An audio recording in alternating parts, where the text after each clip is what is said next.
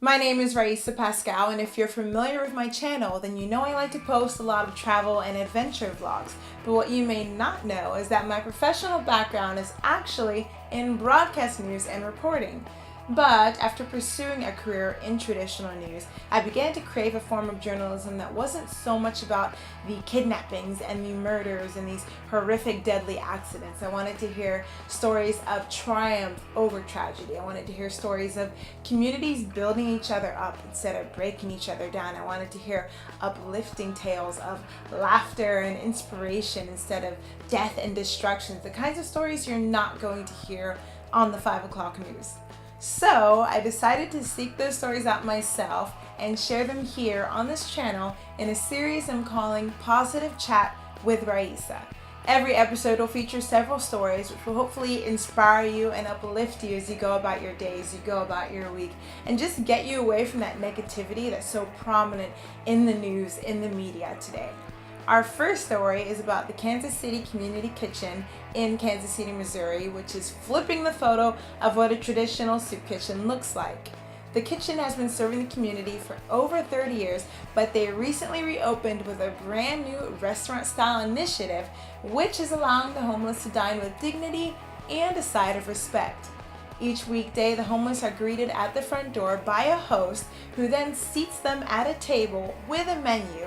Then volunteer waitstaff come and take their order, and soon a high-quality, freshly made meal is delivered. The kitchen's varied menu was designed by Michael Curry, who once lived in poverty and ate at soup kitchens himself. But now he calls himself the proud owner and executive chef of Kansas City restaurant, Lil Bubba. Our second story comes all the way from China, and it's a beautiful story about the love between a father and his son. Xiao Nilong suffered from polio and was left unable to walk as a child, but his parents fought long and hard to find a treatment for him until one day a surgery gave him his life and his legs back. Fast forward some years later, and Xiao had just started university when he received terrible news that an illness had left his father paralyzed. The subsequent stress took a toll on Xiao's mother, and she eventually fell into a deep depression, which left her unable to look after the father, and left Xiao with a decision that I'm not sure many of us would have the courage to make. According to Chinese news site People's Daily, Xiao decided to take his paralyzed father to university with him to care for him while he studied and to help him with everyday tasks that you and I probably take for granted, such as brushing our teeth, combing our hair, washing our face, and getting dressed. Xiao said he wanted to repay his father for the love and the kindness that he showed Xiao when he was crippled as a child. The university has even provided the father and son with a special dorm room due to their unique circumstances. During a recent interview, Xiao spoke of his decision, saying, "My dad took care of me. Now that he's ill, I can't just leave him behind." Dwayne "The Rock" Johnson has always seemed like a super cool celebrity to me, but just in case I needed any further convincing, I heard a really awesome story this week.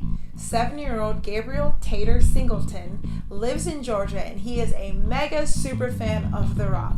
He's also spent the last 4 years of his life battling neuroblastoma. According to a Facebook post by Tater's mother, he had started to feel sad about losing his hair, so she showed him a photo of The Rock to remind him that you can be a kick-butt guy and still be bald. Tater decided to reach out to The Rock through social media to try to meet his idol, and thanks to the power of the internet, it looks like Tater's wish is about to come true. The Rock responded to the petition to say that he is going to personally visit Tater, and then he invited Tater to visit him on the set of the new Baywatch film. The Rock wrote, "Big man, you're way stronger than I'll ever be, and you better get ready because I hug like a bear." I'm sure I speak on behalf of a lot of ladies when I say I definitely wouldn't mind a bear hug from The Rock. Just saying. I would love to know your thoughts on these stories I shared today. What are your thoughts on the restaurant-style initiative with the soup kitchen? And also the story out of China. I would love to talk about that. We live in a society where it's very common to put our elderly in nursing homes when they can no longer look after themselves. But in many other cultures throughout the world, this would be unheard of to do to your own parents. What are your thoughts on that? Should we feel a deeper sense of obligation to look after our parents when we're adults ourselves? Let's talk about these things. Please leave me your comments in the comment section below. And as always, thank you for watching Positive Chat with Riesa.